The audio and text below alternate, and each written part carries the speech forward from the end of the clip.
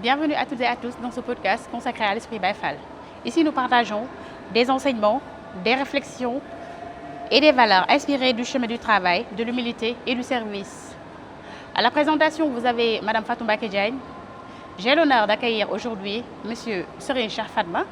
Il est imam, il est guide religieux, il est entrepreneur, mais aussi il est un informaticien de formation.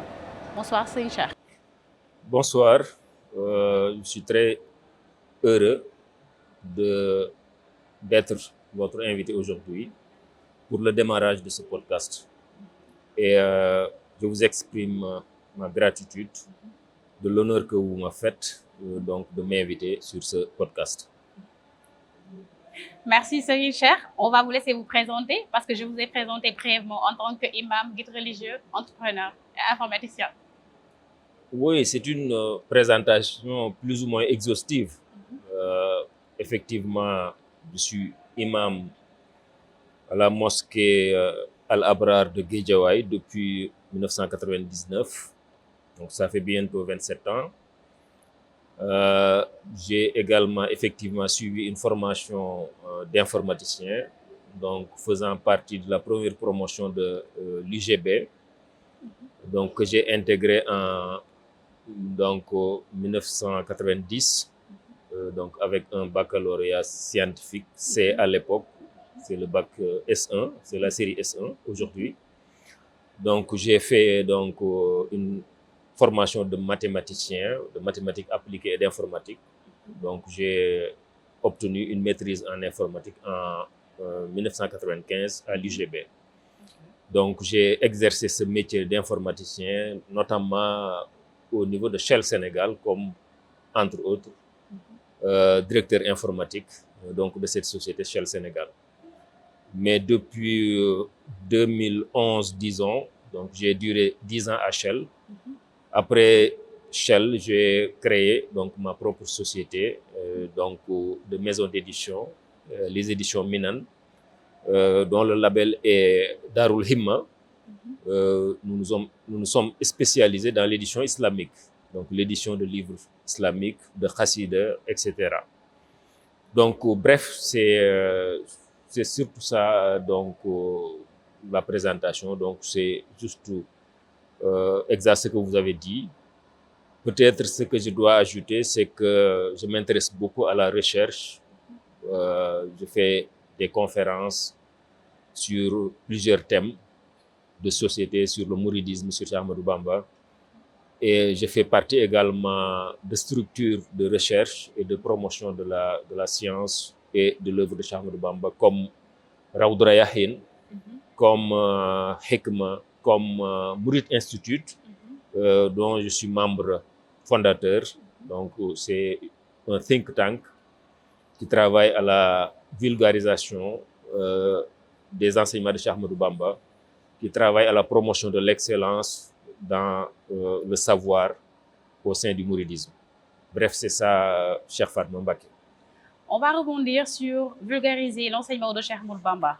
Serigne Cheikh, qu'est-ce que le mouridisme? Au-delà des idées reçues, quelles sont les valeurs qui le définissent? Oui, le mouridisme, comme j'ai l'habitude de dire, c'est une question assez compliquée, car j'ai l'habitude de dire, quand on pose cette question à plusieurs mourides, en général, on risque d'avoir autant de réponses différentes. Car certains vont vous dire que le mouridisme, c'est oui, peut-être aimer Cheikh Ahmadou Bamba, tout simplement. D'autres vont vous dire que être mouride, c'est écouter les khassaïd, boire du café Touba. D'autres vont dire, peut-être de manière plus profonde, que le mouridisme repose, comme Cheikh Ahmadou Bamba l'a lui-même expliqué, car je crois qu'il faut toujours savoir retourner sur exactement ce que le fondateur a dit. Ne pas se baser sur ce que les uns et les autres disent, définissent comme le mouridisme, mais il faut retourner sur les bases et les fondamentaux que le cheikh lui-même a définis. Le mouridisme pour Cheikh Ahmadou Bamba repose sur des fondations, 3 fondations: Iman, Islam, Ihsan. Ce sont là les fondations de l'islam sunnite. Donc, Cheikh Ahmadou Bamba, pour lui, le mouridisme repose sur ces fondations-là, iman, donc la foi islamique, le fait de considérer que Allah est unique, et tout ce qui donc tourne autour de la foi islamique, du tawhid, de l'unicité divine. L'autre fondation, c'est l'islam, c'est les pratiques cultuelles de l'islam, la prière, le jeûne, la zakat, etc., le pèlerinage à la Mecque, mais également l'ihsan, donc que la science du tasawwuf, du soufisme étudie. Donc c'est le perfectionnement spirituel qui permettent aux musulmans, qui permettent aux mourides d'avoir un cœur purifié, exempt des défauts, des vices de l'être humain. Donc c'est ça les trois fondations du mouridisme. Mais également le mouridisme a trois piliers, si on veut, trois piliers. Al-ilm al-nafi', al-amal al-mardi, al-amal al-salih, al-adab al-mardi. C'est-à-dire les sciences utiles, donc les piliers. Si on devait caractériser le mouridisme comme un bâtiment, je viens de vous parler des fondations, donc Iman, Islam, Ihsan. Les poteaux qui portent le bâtiment sont les piliers. C'est al-ilm al-nafi', donc les sciences utiles. Donc d'abord le Coran, les sciences islamiques et toute autre science utile, la médecine, la géographie et toute autre science utile. Al-amal salih, c'est les actes de bienfaisance, les bonnes actions qui incluent la khidma, donc travailler pour les autres sans attendre un paiement pécuniaire, travailler pour la société, pour la communauté de manière bénévole. Mais également le troisième pilier, c'est al-adab al-mardi, c'est d'avoir donc les qualités morales et intellectuelles, l'intégrité morale et intellectuelle qui doivent caractériser un mouride. Donc si je me répète, le mouridisme donc repose sur ses fondations, Iman, Islam, Ihsan, donc c'est les fondations de l'islam, mais également les piliers du mouridisme, c'est les sciences utiles. C'est le fait de faire du bien dans tous les sens du terme, mais également d'avoir les qualités morales donc, et les valeurs morales qu'un être humain doit avoir, qu'un musulman doit avoir.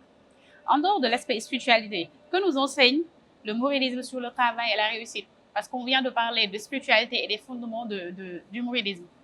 Mais techniquement, sur le développement humain, qu'est-ce que le mouridisme enseigne sur le travail et la réussite? Oui, le travail et la réussite, le mouridisme, disons, est une communauté qui a placé le travail vraiment à un niveau tellement élevé qu'on ne trouve pas une autre communauté qui place le travail à ce niveau-là. Exactement. Le président Abdoulaye Wade, l'ancien président du Sénégal, c'est un économiste. Quand il était professeur à l'université de Dakar, dans les années 1966, il avait écrit un livre qu'il a intitulé « La doctrine économique du mouridisme ». Dans ce livre, il a dit que le mouridisme était une richesse cachée dans un pays sous-développé et qu'il suffisait d'utiliser donc les valeurs mourides du travail pour pouvoir développer un pays. Pour lui, le mouridisme plaçait le travail à un tel niveau de sacralité que si on utilisait ces valeurs, on pouvait développer le Sénégal. Donc le travail est extrêmement important pour le mouride. Non seulement Cheikh Ahmadou Bamba a utilisé le travail comme méthode d'éducation des masses, car le travail permet non seulement de combattre la paresse, le travail permet d'être utile à la communauté, c'est-à-dire la khidma. Le travail permet également de s'occuper utilement et ne pas gâcher son temps sur des futilités. Donc, le travail est extrêmement important. Et le travail n'est pas fait pour juste, comme sur la question, vous pouvez me rappeler la question, la deuxième partie de la question d'ailleurs. Que nous enseigne le mouridisme sur le travail et la réussite? La réussite. Donc le travail et la réussite, la définition que le mouridisme, que Cheikh Ahmadou Bamba en a fait, n'est pas ce que les autres... Parce que pour certains, la réussite, c'est être riche, c'est être socialement à un niveau, à une position sociale élevée par rapport aux autres, c'est être devant les autres, c'est être plus important socialement que les autres, etc. Ça, c'est pas exactement ce que Cheikh Ahmadou Bamba préconise, c'est pas exactement la définition que Cheikh Ahmadou Bamba donne de la réussite. Pour lui, la réussite, par rapport au travail, par rapport à la société, c'est être utile à cette société, c'est être utile à la communauté, c'est faire en sorte de se conformer aux prescriptions divines, faire en sorte de développer spirituellement son esprit pour que qu'on soit conforme au destin divin, car wa ma khalaqtul jinna wal insa illa liya'budun, Allah dit dans le Coran qu'il n'a créé les humains et les djinns que pour qu'ils l'adorent. Donc notre mission sur terre, c'est d'adorer Allah, c'est d'avoir une spiritualité parfaite, et la réussite pour Cheikh Ahmadou Bamba, c'est d'être à ce niveau-là de spiritualité, c'est d'être à ce niveau d'utilité par rapport à la société, par rapport à la communauté. Donc, selon le mouride, la réussite, ce n'est pas seulement être à un level supérieur, être supérieur aux autres, mais c'est avoir des valeurs et réussir de côté, absolument, du côté spirituel et en fait, le mouridisme n'est pas contre la richesse, n'est pas contre le fait de travailler, de chercher la richesse, de chercher de l'argent, de chercher de la réussite matérielle. Mais à quelle fin? C'est la fin qui est importante. Le mouride, c'est celui qui travaille, qui fait en sorte de développer donc l'économie, en sorte d'acquérir des richesses, mais il doit utiliser ces richesses au service de la communauté, au service d'Allah, au service donc de l'islam. Donc c'est ça la différence par rapport à la réussite définie par certains comme juste une réussite sociale, une réussite matérialiste. C'est tout à fait le contraire de ce que préconise Cheikh Ahmadou Bamba. Dans ce podcast, on aura des jeunes qui vont nous écouter, on aura aussi des étudiants et bon nombre de personnes. Comment les valeurs du mouridisme peuvent-elles inspirer les entrepreneurs?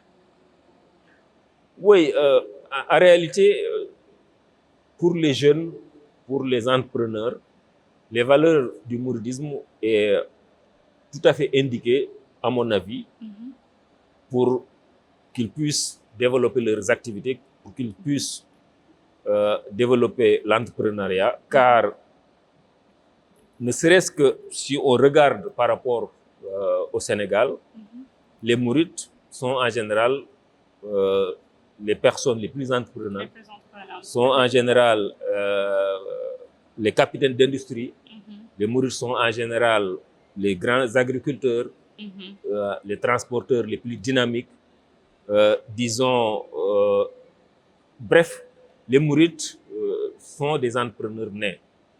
Et les valeurs qu'ils incarnent d'ardeur au travail, c'est déjà quelque chose d'extrêmement important. L'ardeur au travail, ne pas rechigner à travailler très dur. Les mourides portent des valeurs par rapport à l'utilisation du temps. Les anglophones disent time is money. Cheikh Ahmadou Bamba, dans Massalikul Jinan, il dit entre deux respirations,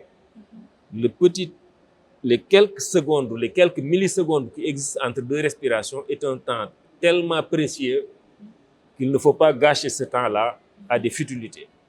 Donc ça, c'est une valeur de gestion, de bonne gestion du temps. Malheureusement, dans nos pays sous-développés, en Afrique, on a tendance à ne pas bien gérer le temps, à passer le temps sur des futilités, boire du thé, etc., discuter sur des sujets ça, c'est le fond de l'Africain. Ça, c'est absolument le contraire de ce qu'il faut faire pour se développer. Pour se développer. Donc, si on suit les valeurs mourides, les enseignements de Cheikh Ahmadou Bamba, on doit être conscient de bien utiliser le temps comme une valeur qu'on doit fructifier pour pouvoir être utile à soi-même, mais également être utile à la société et au pays. Donc, on peut dire aux jeunes entrepreneurs d'écouter les enseignements de Cheikh Ahmadou Bamba dans Masalik, dans Tazawudu Sirar, qui d'éviter les Majalis Chakawa. Oui, absolument, absolument. Car les Majalis Chakawa, c'est quoi? C'est vraiment les espaces de belote, les espaces de damier, les espaces sur les réseaux sociaux et de rien jeux. faire. Aujourd'hui, c'est les réseaux sociaux pratiquement. Les réseaux sociaux, je viens de faire une conférence d'ailleurs sur effectivement les réseaux sociaux et IA par rapport aux écritures, etc. Je disais qu'effectivement, les réseaux sociaux, on peut les utiliser de manière utile par l'enseignement, par le partage de connaissances, etc., etc. Mais on peut passer son temps, sa vie sur les réseaux sociaux inutilement et ne pas être utile à soi-même ni à la société. À la société. Voilà. Une question qui va parler de quel rôle joue l'économie sociale et solidaire dans le développement des communautés. Parce que si on voit bien les mourides, ce sont des communautés qui vivent ensemble, qui s'entraident. C'est comme une chaîne, ce qu'il faut. Quelle est la place, quel rôle joue l'économie sociale et solidaire dans la communauté? Moi, je dirais que c'est un rôle central. C'est absolument un rôle central, car certains disent que ce sont les Canadiens qui ont inventé le crowdfunding, l'économie sociale et solidaire, etc. Alors que les mourides pratiquent cela depuis peut-être plus d'un siècle. Effectivement. Si on se rappelle, Cheikh Ahmadou Bamba, quand il a voulu que la grande mosquée de Touba soit mise comme projet, soit préparée, il avait demandé aux fidèles, à ses fidèles, dans les années 1925-26, que les mourides puissent chacun contribuer pour 28 francs à l'époque pour pouvoir préparer la construction de la grande mosquée de Touba. Quand les mourides avaient à l'époque réuni une somme de 5 millions à l'époque, le cheikh leur a dit: je vous ai demandé de procéder de cette manière pour tout projet que vous allez avoir à l'avenir, de pouvoir vous-même contribuer de manière solidaire, même si vos contributions, c'est de petites sommes, si de manière solidaire, vous vous mettez ensemble, vous allez pouvoir affronter les projets et les réaliser. Et les mourides ont effectivement procédé de cette manière et ils ont pu construire le rail donc, de Diourbel à Touba, la grande mosquée de Touba, la grande mosquée de Diourbel, ici à Massalikul Jinan. C'est comme ça qu'ils ont construit cette mosquée également, mais également l'université de Touba, le complexe Cheikh Ahmadoul Khadim, et bien d'autres projets. Et même à l'échelle des petits daïras, l'économie solidaire et sociale, c'est comme ça que les mourides font. En général, au sein des daïras, moi j'ai eu à diriger des daïras comme le daïra du lycée El Hadj Malick Sy de Thiès. J'ai eu à diriger également le daïra Mafatihul Bichri de l'UGB. Même au niveau de ces daïras-là, les gens essayent, les mourides essayent d'être solidaires, d'être ensemble. Je me rappelle à l'UGB, quand on était en daïra, il y avait des étudiants qui avaient des bourses, d'autres qui n'avaient pas de bourse, qui galéraient pour pouvoir manger, pour pouvoir avoir des tickets de restaurant. En général, au sein du daïra, on avait une collecte mensuelle de tickets de restaurant qu'on mettait solidairement à la disposition des étudiants qui n'avaient pas de bourse. Donc, pratiquement tous les daïras ont ce système et ce mécanisme de solidarité qui leur permettent d'affronter les difficultés de la vie. Et sur ce point, je vais faire un coucou à Diourij Abba, que je viens de rencontrer tout à l'heure. Et Diourij Abba, oui. C'est le même modèle qu'il avait reproduit à Nour Darayni de Bombay. J'étais à Bombay. Et là-bas, comme à l'UGB, les étudiants qui ne pouvaient pas acheter des tickets, les mourides s'organisaient et avaient un vol. Chaque jour, c'était le vol des Baïfal qu'on appelait ça. Et quand on dit Karen Agne, tout le monde vient, que tu sois mouride, que tu sois d'une autre confrérie, même pas musulman. Donc, et tout ce que nous disons là, ce n'est pas quelque chose de communautaire fermé. En général, quand les mourides sont solidaires, ils sont solidaires envers tout le monde. Envers tout le monde, exactement. Quand vous venez à Massalikul Jinan le Ramadan, c'est quelques 2000 couverts qui sont mis à la disposition des populations qui en ont besoin. Et on ne distingue pas entre mourides, tidjanes, entre même musulmans et non musulmans. En général, tout le monde vient et tout le monde peut donc manger, avoir du manger à sa disposition sans problème. Donc la solidarité intra-mouride, ce n'est pas quelque chose de fermé, c'est quelque chose d'ouvert par rapport à tout le monde. Comment faire du mouridisme une source d'inspiration pour nos projets, pour nous les jeunes? Parce que depuis qu'on a commencé à parler, vous avez évoqué l'aspect spirituel qui parle de la réalisation de soi, de la confiance en soi et du développement personnel. On a parlé de l'entrepreneuriat et de l'économie solidaire. Comment le mouridisme peut être une source d'inspiration pour nos projets futurs? Parce qu'on voit beaucoup de jeunes qui sont des mourides, on les voit surtout sur les réseaux sociaux, ils scrollent, ils passent tout le temps à scroller pendant la journée, il ne faut absolument rien. Alors qu'ils se proclament mourides. Ils ne comprennent pas ce que le cheikh a appelé, ils ne comprennent pas l'essence du mouridisme. Comment le mouridisme peut être une source d'inspiration pour réaliser des projets? Oui, je crois que ce qui est important, c'est d'avoir des références. En général, un jeune, quand il entre dans la vie active, il a besoin de repères, il a besoin de références, il a besoin de modèles achevés.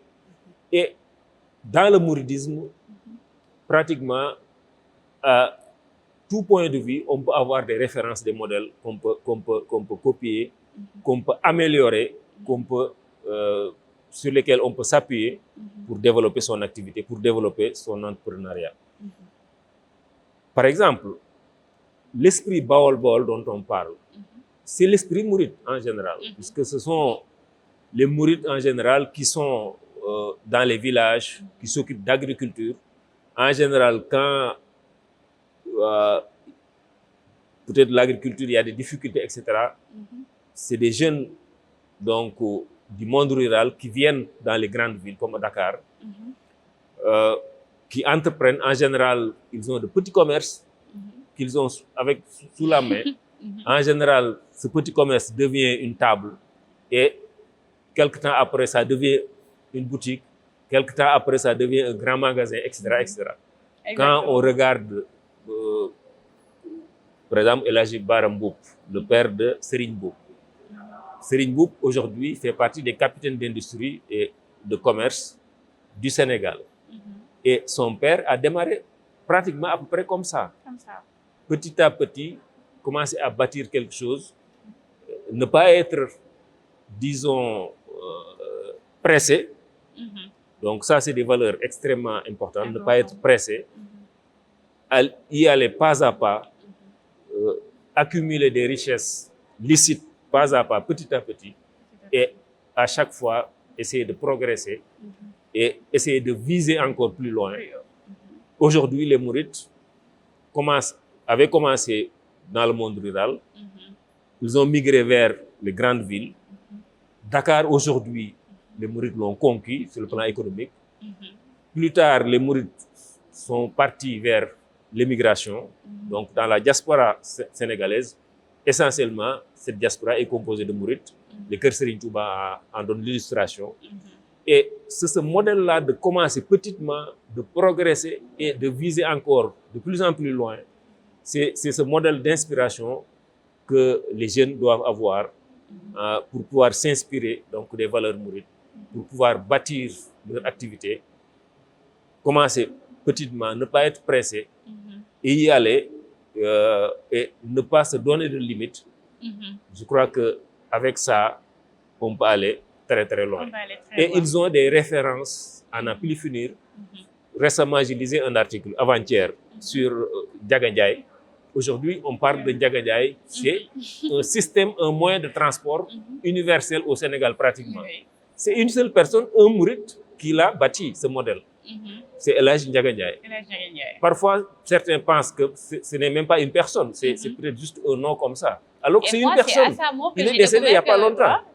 C'est à Samo que j'ai découvert que c'était c'est une personne qui habitait Darou Mouhty, qui avait peut-être un seul moyen de transport, un bus, qui est devenu des centaines de bus. Donc c'est ce modèle-là, c'est ces références-là que les mourides doivent, que les jeunes surtout, doivent regarder pour pouvoir également eux aussi bâtir quelque chose dans la vie. Pour non seulement leur propre intérêt, pour leur réussite, mais également pour la réussite de la communauté, pour la réussite de la société sénégalaise. C'est important de noter ça. Il y a beaucoup de jeunes filles mourides, il y a beaucoup de femmes qui sont dans le mouridisme, qui s'appellent des mourides. On est un peu nombreux, mais quelle place occupent les femmes dans le développement? Comment les femmes peuvent se développer, être mourides, entreprendre et se développer? Et quelle place le mouridisme donne à la femme? Moi, je pense que la femme a toute sa place dans le mouridisme. Regardez la Sainte Mère de Cheikh Ahmadou Bamba, Mame Diarra Bousso. Dans le monde, quelle femme a plus de place en termes d'importance, en termes de positionnement que cette grande dame? Regardez les filles de Cheikh Ahmadou Bamba, leur personnalité. Quand vous regardez les photos d'archives entre Sokhna May et Serigne Saliou, vous voyez que Sokhna May, par exemple, à côté de Serigne Saliou, elle s'assoit confortablement à côté de Serigne Saliou, à côté de Serigne Abdou Khader, etc. De manière très égale, leur personnalité s'exprime et il n'y a aucune barrière en termes de place que la femme doit occuper si on regarde ces modèles-là. Et ce qui est important pour moi, c'est l'éducation. Dans le mouridisme, le problème le plus aigu, c'est le manque d'éducation des filles.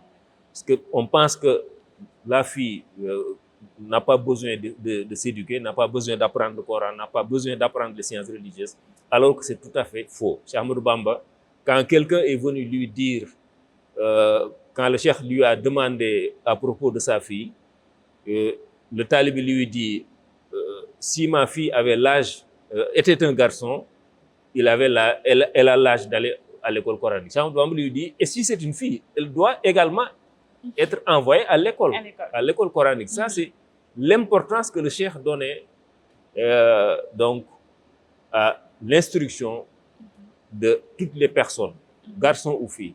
Je crois que c'est ça, ce sont ces valeurs-là sur lesquelles il faut revenir pour pouvoir donner à la femme la place qu'elle mérite, qu'elle doit occuper. Et je pense qu'au sein des daïras, les gens se rendent compte qu'en général, c'est elle qui cotise le plus, c'est elle qui cotise plus régulièrement. Et en général, c'est elle qui s'occupe des bernés et de beaucoup d'autres tâches ingrates.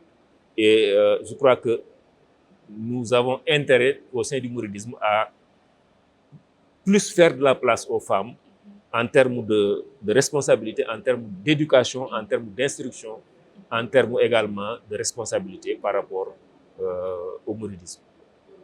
On va bientôt terminer, Serigne Cheikh. Quel enseignement de Cheikh Ahmadou Bamba vous a le plus marqué dans votre vie? L'enseignement de Cheikh Ahmadou Bamba qui m'a le plus marqué dans la vie, c'est la gestion du temps, la gestion de la notion du temps.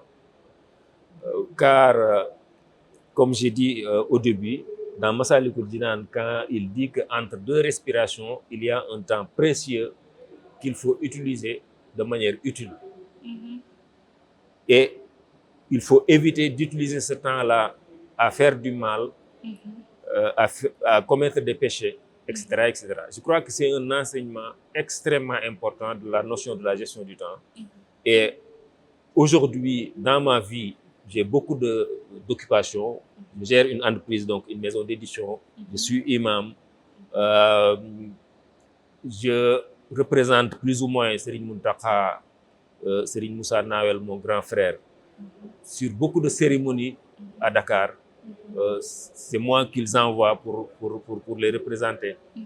Je fais partie donc de Rawd Rayahin, comme j'ai dit. J'anime donc avec d'autres un think tank, Mourid Institute. J'anime des conférences, des émissions comme celle-ci, etc. Donc tout ça, c'est beaucoup de choses. Donc, il faut savoir donc manœuvrer pour bien gérer son temps et être utile donc par rapport à toutes ces préoccupations-là. Je crois que cette notion de gestion du temps, nous avons intérêt à l'utiliser comme valeur principale au sein du mouridisme et au Sénégal. Au Sénégal. Quel conseil donneriez-vous à un jeune qui souhaite s'inspirer de cet héritage? Bon, le conseil que je donne, c'est de retourner aux enseignements fondamentaux de Cheikh Ahmadou Bamba. Ne pas se limiter sur les quelques trucs artificiels, les informations artificielles qu'on reçoit à gauche et à droite sur les réseaux, etc. Il faut vraiment bien retourner aux enseignements fondamentaux de Cheikh Ahmadou Bamba, bien connaître exactement. Puisque quand un jeune mouride dit qu'il suit Cheikh Ahmadou Bamba, il faut qu'il sache qu'est-ce que Cheikh Ahmadou Bamba dit par rapport à ses enseignements. Comment on doit le suivre? Est-ce que réellement on est en train de le suivre? Ça, je crois que c'est les bonnes questions qu'un jeune mouride doit se poser tout le temps. Est-ce que réellement je suis en train de suivre Cheikh Ahmadou Bamba par rapport à ce qu'il m'a enseigné, par rapport, puisque Cheikh Ahmadou Bamba a dit quelque chose de très grave. Nit ñi layoon na ma ak ñoom. Jëf naa ñu gis, wax naa ñu dégg, bind naa bàyyi. J'ai écrit, j'ai parlé, j'ai pratiqué. Donc, on n'a pas d'excuse. On a un modèle parfait en Cheikh Ahmadou Bamba. Donc, il faut que les jeunes puissent retourner à ses enseignements, réellement ce qu'il a dit, ce qu'il a écrit, ce qu'il a enseigné, ce qu'il a pratiqué, pour savoir exactement qu'est-ce qu'il faut faire donc, pour bien le suivre. Et ne pas seulement se limiter à je suis mouride, j'aime Cheikh Ahmadou Bamba, j'aime Cheikh Ibrahima Fall. Ça, c'est les artifices, c'est le côté artificiel des choses, et ça, c'est pas le plus important. C'est vrai que culturellement, un mouride, c'est aussi une culture. Des habits, un comportement, une manière de parler, etc. Ça, c'est la culture mouride, c'est extrêmement important, puisque cette culture-là nous a permis de résister à la, disons, au fait que le colonialisme voulait nous inculquer sa civilisation toubab. La culture que nous a inculqué Cheikh Ahmadou Bamba, notre manière de parler, de nous comporter, de nous habiller, ça, c'est ça qui a préservé notre sénégalité en tant que mouride. Ça, c'est extrêmement important. Mais ce n'est pas le plus essentiel. Le plus essentiel, c'est vraiment le côté spirituel, le côté enseignement de Cheikh Ahmadou Bamba. Est-ce que réellement on suit Cheikh Ahmadou Bamba, oui ou non, par rapport à ses enseignements? C'est ça qu'il faut se poser toujours comme question. C'est très difficile de résumer le bouddhisme en une seule phrase.